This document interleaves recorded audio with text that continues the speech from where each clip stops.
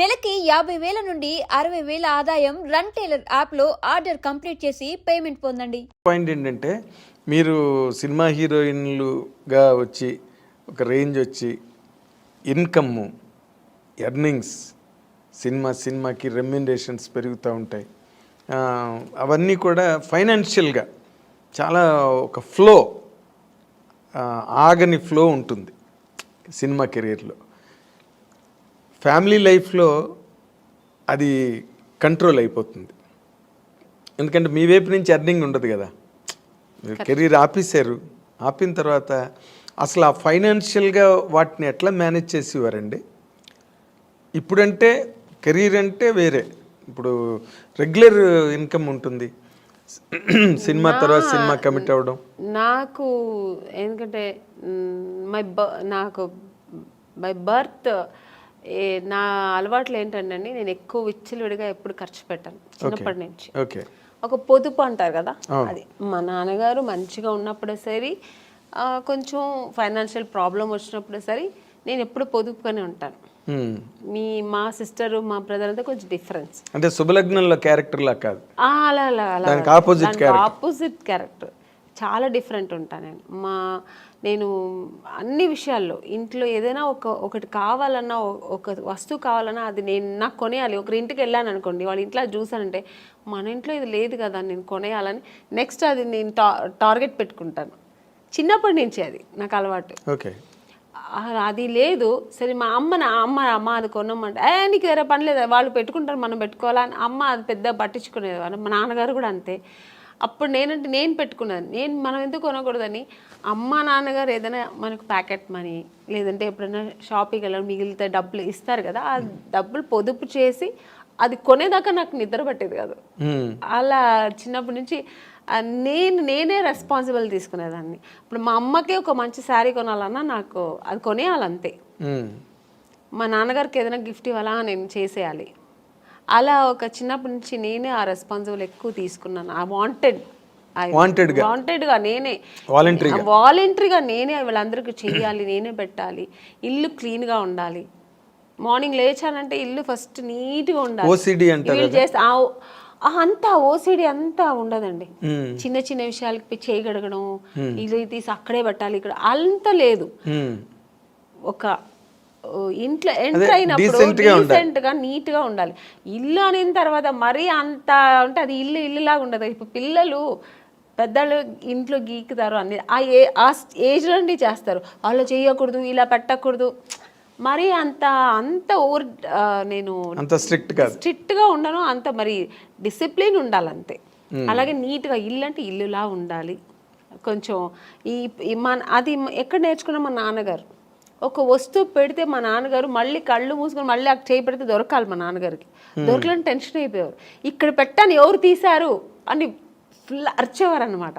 అది తప్పు కూడా మా బ్రదరే తీసుంటాడు, నేను తీయను. ఎందుకంటే మా నాన్నగారు తెలిసి వాడిని తిట్టేవారు, ఎందుకులా తీసామని అడిగేవారు. ఇలాగా అప్పుడు నేర్చుకున్నాను. అది చిన్నప్పటి నుంచి నాకు అది కొంచెం వచ్చింది. ఇప్పుడు ఆ వస్తువులు అంటే అక్కడే పెట్టాలి, మళ్ళీ మనం ఎత్తికే ఉండకూడదు, అక్కడే వెళ్ళి మనకు ఈజీగా తీసుకునేట్టుగా.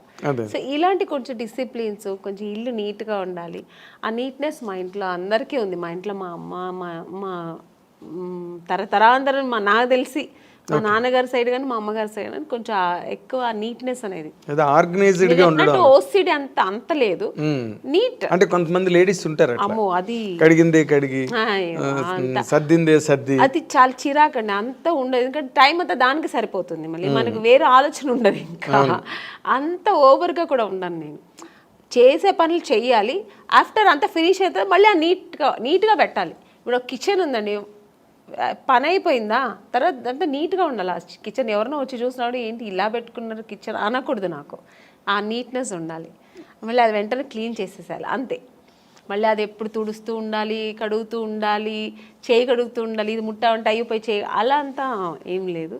ఓకే, అయితే ఇప్పుడు మీరు ఇందాక చెప్పిన దాంట్లో బ్రదర్ మ్యారేజ్ మీరే చేశారు, సిస్టర్స్ మ్యారేజ్ మీరే చేశారు, వాళ్ళకి నగలు కొనాలన్నా చీరలు కొనాలన్నా అంతా మీ డబ్బే.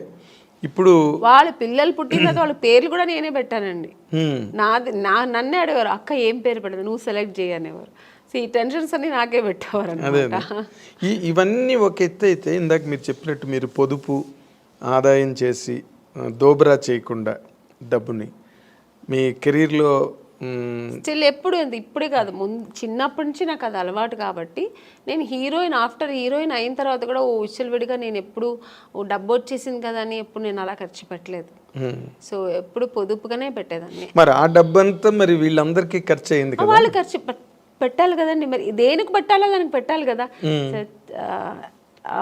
నేను నాకేంటంటే ఒకటి, నాకు చిన్నప్పుడు స్విమ్మింగ్ నేర్చుకోవాలని ఇష్టం, స్విమ్మింగ్ చేయాలని, కానీ నేర్చుకోలేదు. ఎందుకంటే మా ఇంట్లో మా అమ్మ నాన్న వాళ్ళకి అవకాశం ఉంది కానీ చేయడానికి వాళ్ళకి తెలియదు. మా అమ్మకి మా నాన్నగారికి స్విమ్మింగ్, మా నాన్నగైతే మరీ ఆర్థోడాక్స్, నన్ను స్విమ్మింగ్ పంపించాలి ఇలాంటి చదువుతావా తర్వాత అయిపోయింది మ్యారేజ్, ఆ మెంటాలిటీ మా నాన్నగారు. మా అమ్మగారికి తెలియదు అవన్నీ చెయ్యాలి, పిల్లలు ఫ్యూచర్కి ఇలా ఉండాలి, ఇవన్నీ నేర్చుకుంటే అమ్మాయిలు కూడా మన అబ్బాయిలు మా బ్రదర్ వాడు అబ్బాయి కాబట్టి బయట వెళ్ళి వాడు అన్నీ నేర్చుకున్నాడు, నేను అలా వెళ్ళలేదు. ఒక సినీ ఇండస్ట్రీకి వచ్చినప్పుడు స్విమ్మింగ్ తెలుసా అంటే లేదు, తెలియదు, హార్స్ రైడింగ్ తెలియదు. ఇవన్నీ నాకేంటంటే ఇవన్నీ ప్రాబ్లమ్స్ అయ్యాయండి కెరీర్లో. అవునండి, ఇప్పుడు కొన్ని సినిమాలకి నేను ఇవన్నీ తమిళ సినిమాలో ఫేస్ చేసాను. వాళ్ళు ఫస్ట్ వెళ్ళిన మీకు హార్స్ రైడింగ్ తెలుసా, ఈ సినిమాలో ఒక హార్స్ రైడింగ్ ఉంది మీకు తెలుసా అంటే తెలియదు సార్. ఓకే, దీనివల్ల సినిమాలు నాకు అవకాశం లేకుండా పోయిన ఎన్నో ఇవి సంఘటనలు కూడా జరిగింది నాకు. స్విమ్మింగ్, అయ్యో స్విమ్ సూట్ పోడను మేడం, స్విమ్ సూట్ వేసుకోవాలండి మేడం, కాదు స్విమ్ సూట్ వేసుకోవాలి అమ్మాయి, 2 pieces వేసుకోవాలి లేదా సింగిల్ ఇలా స్విమ్మింగ్ రాదా అంటే ఆ సినిమా లేదు, అయిపోయింది. స్విమ్మింగ్ నేర్చుకోనందుకు ఇలా అయిందా. పైగా ఇంకొక ఎక్స్పీరియన్స్ ఏంటంటే కొన్ని విషయాలు కొంతమంది నా ఫ్రెండ్ సర్కిల్లో స్విమ్ తెలియకుండా నా ఫ్రెండ్ సర్కిల్ చాలామంది చనిపోయాడు. ఎక్కడో ఇప్పుడు వెళ్తారు ఒక టెంపుల్కు లేదంటే ఎక్కడో ఎక్స్కర్షన్ వెళ్ళినప్పుడు ఆ వాటర్లో పడి స్విమ్ తెలియకుండా చనిపోవడం, ఇవన్నీ నేను కొన్ని చూశాను అన్నమాట. అప్పుడు నాకు ఒక భయం వచ్చింది, మనం నేర్చుకుంటే బాగుంటుంది, ఇవన్నీ జనరల్గా ఇవన్నీ నేర్చుకుంటే మనకు మంచిది కదా అని. అప్పుడు నేను మా బ్రదర్ వాడే నేర్చుకున్నాడు, టాలెంట్. మా బ్రదర్ మీ పేరెంట్స్ ఆలోచన అది కాదు, ఆలోచన లేదు, చదువుకున్నంత కాలం చదువుకోవడం, తర్వాత మ్యారేజ్ చేసి మ్యారేజ్ అంతే. ఇందులో స్విమ్మింగ్లు, కత్తి ఫైటింగ్లు, గుర్రాలు వాళ్ళు ప్లానింగ్ లో లేదు. మా నాన్నగారికి లేడీస్ అంటే ఇలాగే ఉండాలి, అయిపోయిందా పెళ్ళి అయిపోయి సెటిల్ అయిపో, పిల్లలు కనుక్కొని ఒక ఫ్యామిలీ హోమ్లీగా ఉండాలి. మా అమ్మగారు అంతే, మా నాన్నగారు ఏం చెప్తే అదే మా అమ్మగారికి ఎక్స్ట్రా నాలెడ్జ్ ఏమి ఉండదు, ఓల్డ్ టైమర్స్ అలాగే ఉండదు. అందుకని నాకేంటంటే నేను నేర్చుకోలేదు, మా సిస్టర్ మా బ్రదర్ అయితే వాడే అన్నీ, వాడికి చెప్పాను ఓవర్ టాలెంట్, వాడు వెళ్ళి వాడికి ఏదైనా నేర్చుకుంటే వాడే వెళ్ళి చేసేవాడు. వాడు మగపిల్ల వాళ్ళు ఏం అనేవారు కాదు మా ఇంట్లో, నేర్చుకున్నా ఓకే నన్ను వెళ్తావా వెళ్ళి నేర్చుకునేవారు. మా సిస్టర్కి నేను నేర్పించా, మా ఇద్దరు సిస్టర్కి జిమ్నాస్టిక్స్, నాకేమేమి ఇష్టమో వాళ్ళ మీద చెయ్యండి అని చెప్పి నేను వాళ్ళని ఫోర్స్ చేసేదాన్ని. వాళ్ళు మార్నింగ్ పొద్దున మా స్విమ్మింగ్, మా అక్క పొద్దున్న 5 o'clock స్విమ్మింగ్ ఏంది అక్క నాకు తెలియదు, వెళ్ళు నేను డబ్బులు కట్టేసాను వెళ్ళు స్విమ్మింగ్. ఈ రోజు వాళ్ళకి అంత హ్యాపీ. మరి వాటి వల్ల వాళ్ళకి ఏమైనా ఉపయోగం జరిగిందండి? అవునండి, ఇప్పుడు ఒక స్విమ్మింగ్ తెలుసా అంటే సినిమా కెరీర్ లేదండి, సినిమా కోసం అవసరం. ఇప్పుడు స్విమ్మింగ్ సినిమాకనే కాదు కదండి, ఒక ప్లేస్కి వెళ్తాము అందరూ స్విమ్ చేస్తారంటే దాంట్లో మనం వెళ్ళి నాకు స్విమ్ తెలుసు అంటే ఎంత గర్వంగా ఉంటుంది కదా. అంటే సినిమా ఇష్టం కాబట్టి దాన్ని ఎక్కువ ఎంకరేజ్ చేశారు. జిమ్నాస్టిక్, మా సిస్టర్కి జిమ్నాస్టిక్, పియానో, మ్యూజిక్ అవగాహన ఉండాలి, ఇవన్నీ తెలియాలి వాళ్ళకి, జనరల్ నాలెడ్జ్ ఇవన్నీ తెలియాలి అని నేను అవన్నీ వాళ్ళకి నేర్పించి పంపించేదాన్ని. చదువు ఒక్కటే కాదు, ఇవి కూడా నేర్చుకోవాలి. బట్ టోటల్ గా ఫాదరు, మదరు, సిస్టర్ మీరే 3 పాత్రలు, అభినయం సినిమాల్లో చేయలేదు. కానీ అనేది నన్ను పిచ్చి టార్చర్ పెట్టేదాన్ని కదా, నువ్వు నన్ను ఇది లేవు, ఇది నేర్చుకో, అది నేర్చుకోవాలి అని అంటుంటది ఇప్పుడు కూడా. అదే మీరు సినిమా కెరీర్ లో చెయ్యండి, ఫ్యామిలీ కెరీర్ లో చేశాను, త్రిబుల్ రోల్ అన్ని చేశాను. వాళ్ళందరూ అలాగే, అప్పుడు వాళ్ళకి కష్టం అనిపించవచ్చు కానీ ఇప్పుడు వాళ్ళు హ్యాపీగా ఫీల్ అవుతారు. అవన్నీ మా ఒక తల్లి స్థానంలో నాకు అన్నీ చేసింది మా అక్క అని ఇప్పుడు వాళ్ళు ఫీల్ అవుతుంటారు. ఓకే, ఇప్పుడు ఈ సంతృప్తేనా వాళ్ళ వైపు నుంచి మీకు ఏమైనా అంటే మీరు నార్మల్గా ఎప్పుడైనా ఫైనాన్షియల్ క్రంచ్ వచ్చినప్పుడు కానీ లేకపోతే ఎప్పుడైనా అటువంటి ఇబ్బంది ఎప్పుడైనా మీకు కలిగినప్పుడు వాళ్ళు మీకు సపోర్ట్గా ఉన్నారండి ఆ టైంలో? సపోర్ట్ అంటే నాకు ఆ దేవుడు ఒక ఆ పరిస్థితి ఇంతవరకు ఇవ్వలేదండి భగవంతుడు నాకు. బట్ అలాంటి పరిస్థితి చేస్తారండి, అలాంటి పిల్లలే వాళ్ళు, మా సిస్టర్స్ కానీ మా బ్రదర్ కానీ నాకు ఎప్పుడు బ్యాక్ ఉంటారు. నేను ఉన్నాను కదా, నీకెందుకు, ఏమైనా అయితే నేను చూసుకుంటా అన్నట్టుగా మా బ్రదర్ కానీ ఇప్పుడు మా బ్రదర్ ఇప్పుడు ఏముంటాను, ఎందుకంటే నాకు కొంచెం లేట్గా పిల్లలు అయ్యారు, చిన్న పిల్లలు ఇప్పుడు నాకు ఎప్పుడైనా హెల్త్ ఇష్యూస్ వస్తే కూడా నేను వాటితో షేర్ చేస్తుంటా.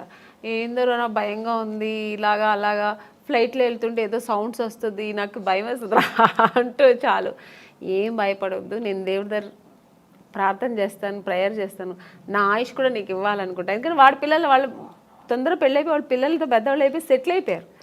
సో వాళ్ళందరినీ సెటిల్ చేసే తర్వాత అంటే మ్యారేజ్ చేసుకున్నా నాకు పిల్లలు లేట్గా అయ్యారు అన్నమాట.